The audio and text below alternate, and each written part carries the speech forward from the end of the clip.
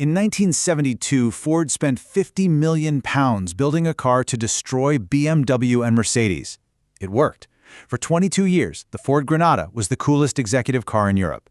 Then Ford replaced it with something so ugly, automotive journalists are still writing about how bad it was 30 years later. Welcome to this Vaulted Wheels Explainer, guys. Today we are unpacking the wild rise and the totally catastrophic fall of Ford's European dream. Hidden behind steel doors lie the greatest stories the auto world forgot. From factory wars to near-death legends, this is Vaulted Wheels, unlocking the machines that built America. Think about that for a second. £50 million back in the early 70s was an absolute mind-boggling fortune. This wasn't just a new model, it was a massive transatlantic gamble to completely upend the automotive hierarchy and beat the Germans at their own game. To really grasp how monumental this was, you've got to look at this elegant, muscular profile right from the original 1972 owner's handbook. At the time, the European luxury market was just packed with these stuffy, old-world sedans. Ford Europe wanted to disrupt that entirely. They ditched their older Detroit-style Coke bottle curves and dropped that $50 million on a brand-new chassis. We're talking all-independent coil spring suspension and rack and pinion steering. They engineered this thing to cruise effortlessly through gridlocked London traffic, but still run flat out on an Italian autostrada without breaking a sweat. But get this, right out of the gate, Ford hits a completely absurd legal wall. Notice the two different names here? Ford obviously wanted to call the entire lineup the Granada, but they were slapped with a massive threatened lawsuit by the Granada Group. Who were they? A British conglomerate that ran cinemas and TV rental shops. I'm serious, they genuinely argued the public would get confused between renting a television and buying a luxury V6 car. So to avoid a court injunction, Ford was forced into this bizarre compromise, badge engineering the exact same car based purely on its trim level.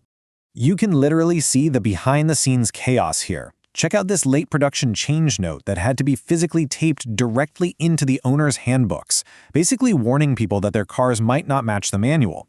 From 1972 all the way until 1975, if you bought the lower-spec Fleet model, you were driving a Ford Consul. Only the top-tier, vinyl-roofed luxury versions actually got the prestige of the Granada badge. Well, at least until Ford finally won their appeal.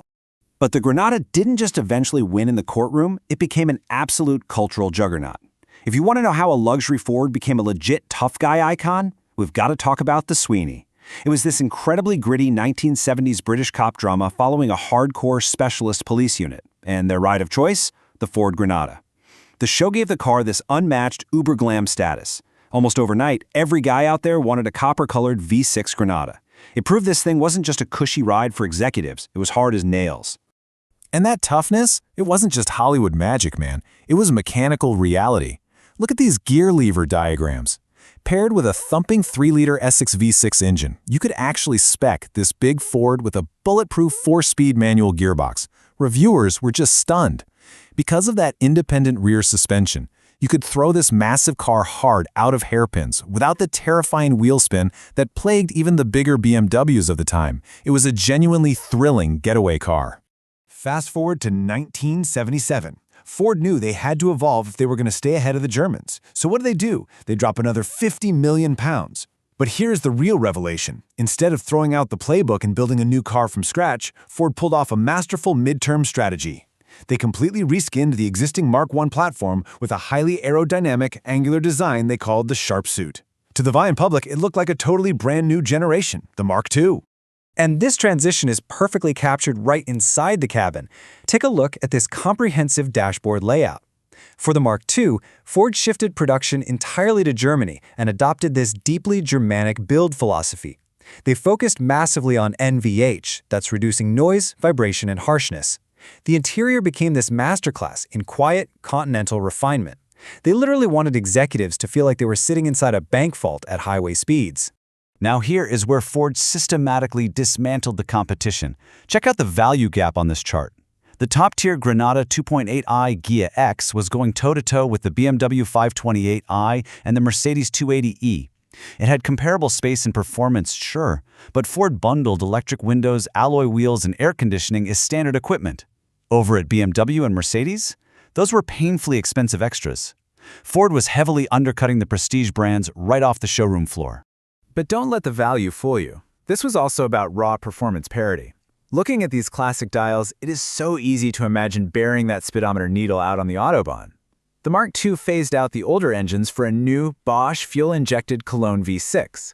Pushing 160 brake horsepower, the Granada had the effortless straight-line acceleration to genuinely embarrass contemporary BMWs. It quickly became the thinking person's choice. And guys, this strategy worked flawlessly.